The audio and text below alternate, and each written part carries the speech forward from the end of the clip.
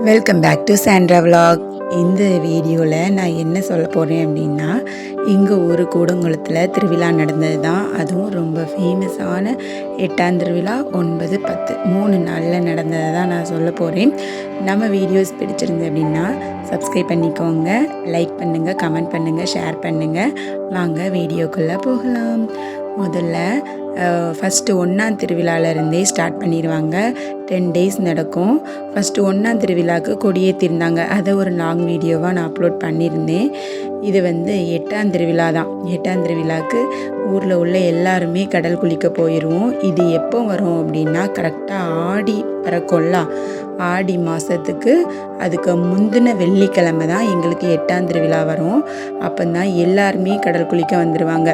எங்கள் மாதா கோவில் திருவிழாவில் கூடங்குளத்தில் ஹிந்துஸ், முஸ்லீம்ஸ், அப்புறமா கிறிஸ்டின்ஸ் அப்படின்னு யாருமே பிரித்து பார்க்க மாட்டாங்க. எல்லாருமே வந்துடுவாங்க. அதனால 8ஆம் திருவிழாவுக்கும் ஊரில் உள்ள எல்லாருமே அங்கே கடலில் தான் இருப்பாங்க. ஒவ்வொரு கேங்காக ட்ரெஸ் எல்லாம் போட்டுட்டு வருவாங்க. பார்த்திங்களா, டான்ஸ் வைப்பை பார்த்திங்களா, கொட்டடிச்சுலாம் வருவாங்க. அப்போது அதை பார்க்குறதுக்கே அவ்வளோ ஜாலியாக இருக்கும். அங்கே பசங்கள்லாம் கபடி விளையாடுவாங்க, வாலிபால் அந்த மாதிரி நிறைய ப்ளே பண்ணிகிட்ருப்பாங்க. பார்க்கவே அவ்வளோ அழகாக இருக்கும். நம்ம எப்போ அங்கே போனோம், எப்போ வீட்டுக்கு வந்தோம், எவ்வளோ நேரம் ஆச்சு அப்படின்னு கூட தெரியாது. அவ்வளோ என்ஜாய் பண்ணலாம். அங்கே ஸ்நாக்ஸும் அந்த மாதிரி நிறைய கடையே போட்டுருவாங்க. திருவிழா கடை மாதிரி பீச்சுக்கும் கொண்டு போய் எல்லா கடையுமே வச்சுருவாங்க. இந்த கடலுக்கு அவ்வளோ சீக்கிரமாக ஈஸியாலாம் போக முடியாது. அவ்வளோ தூரம் பாதையெல்லாம் கரடு முரடாக தான் இருக்கும். இங்கே போகிறதுக்காக மட்டுமே அந்த ரோடு எல்லாமே சரி பண்ணுவாங்க. அந்த வண்டியெல்லாம் வச்சு ஃபுல்லாக அந்த உடம்புற முள்ளாக தான் இருக்கும், முள்ளுக்காடு. அது எல்லாமே நல்லா க்ளீன் பண்ணி வண்டி போகிற அளவுக்கு அழகாக பாதையெல்லாம் ரெடி பண்ணி வச்சுருவாங்க. நாங்களும் என்ஜாய் பண்ணுறதுக்கு சலிச்சிக்காமல் எல்லாருமே போயிடுவோம். முன்னாடியெல்லாம் எங்கள் ஊர் கூடங்குளம் இல்லையா, அணுவலை கிடையாது. அப்போது அங்கே உள்ளே தான் கூட்டிகிட்டு போவாங்க. அதுக்கப்புறம் அணுவலை வந்ததுக்கப்புறமா ஒரு 2-3 வருஷம் கூட்டிகிட்டு போனாங்க பெர்மிஷன் வாங்கி. அதுக்கப்புறம் ஊர் மக்கள் என்ன நினச்சாங்களோ தெரியல, அந்த ஒரு பாதை மட்டும்தான் இருக்கான்னு சொல்லிட்டு அங்கே கொஞ்சம் தள்ளி போய் அந்த அணுவலைக்குள்ளே காம்பவுண்டு சவுறு எல்லாம் முடிஞ்சதுக்கப்புறமா கொஞ்சம் தூரம் தள்ளி போய் ஒரு பாதையை வச்சு அதுக்கப்புறமா பீச்சுக்கு போனாங்க. இங்கே பீச்சிலேருந்து பார்த்தாலுமே ரொம்ப பக்கத்தில் தான் தெரியும் அணுவலை எல்லாமே. நாங்கள் கொஞ்சம் இங்கே தள்ளி நல்லா அழகாக என்ஜாய் பண்ணுறதுக்கு பிளேஸை கண்டுபிடிச்சிட்டாங்க கொஞ்சம் வருஷத்துக்கு முன்னாடி. அதுக்கு முன்னாடியெல்லாம் பவர் பிளான்ட்டுக்குள்ளே அங்கே தள்ளி தான் போவோம். இப்போ அப்படி இல்லை. நல்ல போலீஸ் எல்லாம் செக்யூரிட்டி போட்டு ரிங்ஸ் எல்லாம் வச்சுருப்பாங்க சேஃப்டியாக. ஆனாலும் பார்த்திங்களா, கொஞ்சம் தூரத்துக்கு அப்புறமா யாருமே போகலை. ஏன்னா அவ்வளோ கடலில் அடிச்சது, குளிக்கவே முடியல. இவ்வளோ தூரம்தான் உள்ளே போக முடிஞ்சு. அதுக்கப்புறம் உள்ள ஆழம்தான். அதனால் யாருமே அவ்வளவா உள்ளே இறங்கி குளிக்கலை. சைட்லேயே இருந்து அந்த மண் தெரிகிற அளவுக்கு தான் குளித்தாங்க. ஏதோ 1-2 பேர் தான் நீச்சல் தெரிஞ்ச மாதிரி உள்ளே போய் குளித்தாங்க. என்னோடய ஹஸ்பண்டெல்லாம் ஒரு 2 ரவுண்டு தான் உள்ளே போனாங்க. அதுக்கப்புறம் முடியாதுடா சாமி, ரொம்ப அலை அடிக்குது, சொல்லட்டி அடிக்குது, எந்திரிக்கிறதுக்கு முன்னே திருப்பி அடிச்சிருது அப்படின்ட்டு உள்ளே போகலை. நாங்களும் அப்படியே வெளியே குளிச்சுட்டு ஃபுல்லாக குளிக்கிறோமோ இல்லையோ, இங்கேருந்து அந்த எண்டு வரைக்கும் ரவுண்ட் அடிக்கிறது. சும்மா நடந்து போயிட்டு ஃப்ரெண்ட்ஸ் எல்லாம் பார்த்து பேசிட்டு அங்கேயே சாப்பிட்டுட்டு வருவோம். நாங்கள் கொண்டு போன சாப்பாடு முடிஞ்சுது. அதனால் வீட்டில் திரும்ப ஹோட்டலில் வாங்கி பிரியாணி தான் சாப்பிட்டோம். 8ஆம் திருவிழாவுக்கே நைட்டு கச்சேரி. அதுக்கப்புறமா காலையில் ஃபுல்லாக கடலில் குளித்து விளையாடிட்டு வந்தோமா, அதுக்கப்புறம் நைட்டுக்கு கச்சேரிக்கு போயாச்சு. அங்கே ஆண்டோங்களோட கச்சேரி தான் நடந்தது. அவ்வளோ ஜாலியாக என்ஜாய் பண்ணாங்க எல்லாருமே.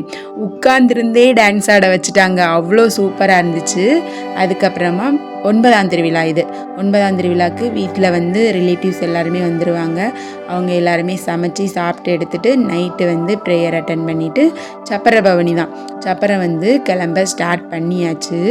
நிறைய பேர் இழுப்பாங்க, தேரை இழுத்துட்டு போவாங்க. இன்னொரு விஷயம் என்ன அப்படின்னா, உப்பு நல்ல மிளகு கலந்து அதை அந்த சப்பரத்து மேலே தூவுவாங்க. அது என்ன ரீசன் எனக்கு தெரியல. தேர் பவனியும் முடிஞ்சு எடுத்து கோயிலுக்கு திரும்பி வர்றதுக்கு 4 மணி ஆயிடுச்சு. நாங்கள் அது வரைக்கும் அங்கேயே உட்கார்ந்துருந்து எல்லாருமே பேசி எடுத்து எல்லாம் வாங்கி சாப்பிட்டுட்டு சப்பரம் திரும்ப வர அளவுக்கு வெயிட் பண்ணி தான் வீட்டுக்கு வந்தோம்.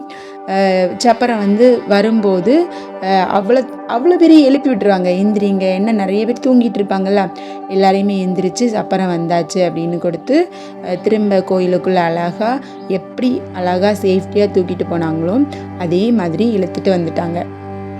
அந்த சப்பரத்து மேலே இருந்த பழ மாலைன்னா ஆப்பிள் மாலை, ஆரஞ்சு மாலை, அதில் இருந்த எல்லாத்தையுமே உடனே 4 மணி விடிய காலம் அப்படின்னு கூட பார்க்காம உடனே எடுத்துருவாங்க. அந்த மாலையிலேருந்து அந்த பழம் எல்லாத்தையுமே உருவி எடுத்து அதை என்ன பண்ணுவாங்கன்னா ஏலம் விடுவாங்க. அது ஒரு 5 ஆப்பிள் 5 ஆரஞ்சு அப்படி வச்சு ஒன்று ஒன்றா ஏலம் விடுவாங்க. இதில் 2 சப்பரமும் வந்தாச்சா. உள்ளே வந்ததுக்கப்புறமா அது என்ன பண்ணுறாங்க அப்படின்னா எல்லாமே ஜுவல்ஸ் எல்லாம் போட்டிருப்பாங்க. நம்ம மாதாக்கு எல்லா ஜுவல்ஸும் போட்டிருப்பாங்க. அது எல்லாத்தையுமே கலட்டி சேஃப்டியாக வச்சுருவாங்க. மொத்தம் 3, ஒரு சப்பரம் 2 சப்பரம் இருக்கா பெருசு, அதுக்கப்புறமா சென்டரில் 1, மொத்தம் 3 சப்பரம் இருந்துச்சு. எல்லாமே சேஃப்டியாக கொண்டு போயிட்டு சேஃப்டியாக கொண்டு வந்தாச்சு.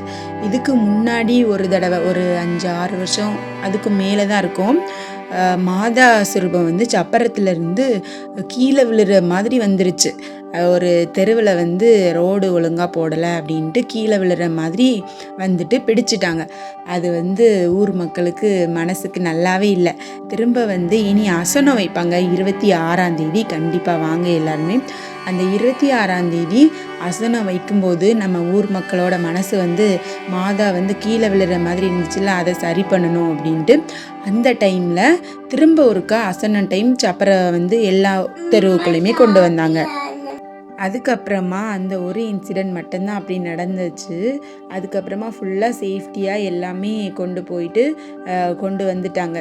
சர்ச்சுக்குள்ளே கொண்டு வந்தாச்சு. அதுக்கப்புறமா நேர்ச்சையாக சாரீ எல்லாம் எடுத்து வச்சுருந்தாங்க. எங்களுக்கும் சாரியை வாங்குறதுக்கு வந்து ரொம்ப ஆசையாக இருந்துச்சு. ஆனால் ஒன்றுமே வாங்க முடியலை. நம்மளுக்கு கொஞ்சம் பிடிச்ச மாதிரி இருந்த சாரியை வந்து முன்னாடி உட்காந்துருக்காங்கள அவங்களே எல்லாம் கேட்டு வாங்கிட்டாங்க. நாங்கள் வந்து கொஞ்சம் பேக்கில் இருந்தோம். அதான் நெக்ஸ்ட் இயர் என்ன நினச்சிருக்கேன் அப்படின்னா கொஞ்சம் முன்னாடி போய் இருந்துக்கணும். அப்போ தான் கேட்கும்போது ஈஸியாக கேட்கலாம்ல, அவங்களுக்கும் கேட்டுரும், நம்ம வந்து வாங்கிக்கலாம். இந்த சாரீ எல்லாமே ஏலம் விடும்போது என்னோடய ஹஸ்பண்ட் வந்து அங்கே இல்லை. அதுவே எனக்கு ஒரு மைனஸ் பாயிண்ட் ஆகிட்டு எங்களுக்கு ஒரு சாரியுமே வாங்க முடியல. மாதாக்கு கட்டியிருந்த சாரீ வந்து 2 சாரீ வச்சுருந்தாங்க. அழகாக இருந்துச்சு, சாஃப்டாக இருந்துச்சு. அதை பார்க்கவே நல்லா காஸ்ட்லியாகவும் தெரிஞ்சுது. அதை வந்து ஒரு சாரீ வந்து 5000 ரூபாய்க்கு போச்சு. 500 ரூபாயிலேருந்து தான் ஸ்டார்ட் பண்ணாங்க. ஆனால் உடனே 5000ன்னு சொல்லிட்டாங்க. உடனே அதை வாங்கவும் செய்துட்டாங்க. அதுக்கப்புறமா இன்னொரு சாரியும் அதே மாதிரி மாதாக்கு வந்து கட்டியிருந்தாங்க. அதே நம்மளுக்கு புனித சாரீ கிடைக்கணும் அப்படின்ட்டு திரும்பவும் அதை ஏல விட ஆரம்பித்தாங்க. 500லேருந்தே அது வந்து 3000 ரூபாயிலே முடிச்சிட்டாங்க. நம்மளுக்கு வந்து இந்த தடவை ஒரு சாரியும் கிடைக்கல. நெக்ஸ்ட் இயர் வந்து கண்டிப்பாக ஏதாச்சும் ஒரு சாரீ வந்து வாங்கிடணும். அதுவும் நம்ம மாதா கட்டியிருந்த சாரியை வந்து வாங்குறதுக்கு எனக்கு ஒரு ஆசையாகவும் இருக்குது. அது வந்து வேணும் அப்படின்னு தோணுது. நெக்ஸ்ட் இயர் வந்து கண்டிப்பாக நம்ம ட்ரை பண்ணி பார்க்கலாம். அதுக்கப்புறமா அந்த சைடில் பார்த்திங்களா மாலையில் இருக்க ஆப்பிள் எல்லாமே கலத்தி வச்சுட்டு இருந்தாங்க. எல்லாமே சேஃப்டியாக எடுத்து வச்சுட்டு இருந்தாங்க. இந்த சாரியோட ஏலம் எல்லாம் முடிஞ்சதுக்கப்புறமா பழங்கள் எல்லாமே ஏல விட ஆரம்பிப்பாங்க. 5 பழம் வைப்பாங்க. ஃபஸ்ட்டு எல்லாமே 5 பழம் தான் வைப்பாங்க. ஆப்பிள் எல்லாமே இந்த தடவை எப்படி போச்சு அப்படின்னா 5 ஆப்பிள் 300 ரூபா 350 ரூபா வரைக்கும் போச்சு. நாங்கள் வந்து 350 ரூபாய்க்கு போனது தான் எடுத்தோம். இப்படி தான் 9ஆம் திருவிழா போச்சு. 9ஆம் திருவிழா முடிஞ்சு வீட்டுக்கு போகிறதுக்கே 4:30 கிட்ட ஆயிடுச்சு. அதுக்கப்புறமா சரி விடியவே செய்தாச்சு, இனி வந்து டக்குன்னு வீட்டுக்கு போனாலும் உடனே காஃபி வச்சு குடிக்கணும். அதனால் நம்ம ஊரில் வந்து கூடங்குளத்தில் 24 மணி நேரமும் சர்வீஸ் இருக்கிற ஒரே டீ கடை வந்து அதினா தான். அங்கே போய் ஒரு டீயை அடிச்சுட்டு அப்படியே வீட்டுக்கு போகிறதுக்கு 5 மணி, தூங்குறதுக்கு 5:30 அப்படியே போயாச்சு. திரும்ப வந்து இது 10ஆம் திருவிழாவுக்கு நடந்தது தான். கச்சேரி நடந்துட்டு இருந்துச்சு. ஃபஸ்ட்டு ஒரு ரவுண்டு உள்ளே போயிட்டு 10ஆம் திருவிழாவுக்கு எங்கள் கூடல் முத்து அவங்களோட கச்சேரி தான் நடந்துச்சு. அதையும் பார்த்துட்டு அப்படியே உள்ளே வந்தாச்சு. ஒவ்வொரு ராட்டாக பார்த்துட்டு இருந்தோம். இதெல்லாம் குட்டி பிள்ளைங்களுக்காக ஆடக்கூடியது. பேரண்ட்ஸும் உள்ளே இருக்கிறாங்க. ஏன்னா அவங்களோட ஆசைக்காக பேரண்ட்ஸ் வந்து உள்ளே இருக்கிறாங்க. நாங்களும் கொஞ்ச நேரம் அதை அப்படி பார்த்துட்டு நான் வந்து அந்த ராட்டை ஆடலை. ஆனால் என் பையனும் பொண்ணும் பக்கத்தில் இருந்த குட்டி ராட்டை ஆடிட்டு இருந்தாங்க. அது பக்கத்தில் இது இருந்ததால் அதையும் பார்த்துட்டு அப்படியே இருந்தோம். இந்த வருஷம் சூப்பராகவே என்ஜாய் பண்ணியாச்சு. எப்படா இந்த மாதா கோவில் திருவிழா வரும் அப்படின்னு நாங்கள் வெயிட் பண்ணிகிட்டு இருப்போம். ஏன்னா நிறைய ட்ரெஸ் எடுக்கலாம், ஜாலியாக என்ஜாய் பண்ணலாம். ஏன்னா எங்களுக்கெல்லாம் இந்த மாதிரி வர்ற டைம் தான் நாங்கள் இந்த ராட் எல்லாமே சுற்றிக்கிறது. இதுக்காக ஸ்பெஷலாக ஒண்டர்லா, பிளாக் தண்டர் அப்படியெல்லாம் போகிறது இல்லை. அதனால் இந்த திருவிழா எப்போன்னு வெயிட் பண்ணி நாங்கள் ஆடிப்போம். அதில் ஒரு ஜாலியாக இருக்கும், ஊர் மக்களே சேர்ந்து ஆடுவோம் இல்லையா. நம்ம வீடியோஸ் பிடிச்சிருந்து அப்படின்னா கண்டிப்பாக சப்ஸ்கிரைப் பண்ணிட்டு பாருங்க. தேங்க்ஸ் ஃபார் வாட்சிங். நெக்ஸ்ட் வீடியோவில் பார்க்கலாம். டாடா பாய். கண்டிப்பாக சப்ஸ்கிரைப் பண்ணுங்க.